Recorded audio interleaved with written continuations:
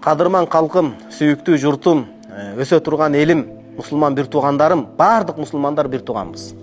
Сакалы бары дагы, жогу дагы. Брат, ты адашкансың дегени дагы. Ты бидатчик дегени дагы. Ахы эмессиң дегени дагы. Бардыгыбыз бир Кудайга сыйынып аткандай бир тууганбыз, садаган кетейиндер. Ошон үчүн бөлүнбөйлү. Мекен кымбат биз үчүн. Бул эл жер кымбат. Эртең ар бирибиз кан башыбыз менен жооп беребиз ушул мекенге, ушул үммөткө. Ошон үчүн ынтымакты ыдыратпай, колубуздагы бакыттын кушун учурбай, ыйманга мээнет кылалы.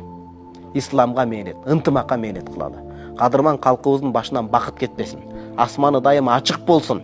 Кудайым жамандыктарды жабык кылсын дайыма. Жамандардан адаштырсын, жакшыларга жанаштырсын. Элибиздин ичинде тынччылык болсун, молчулук болсун, өнүгүп өсөлү, Кудай таалам береке берсин. Тиги президентибизден тарта жаңы төрөлгөн ымыркай кыз уланга чейин Кудай таалам жакшылык жаадырып берген болсун. Бирахматика архамар.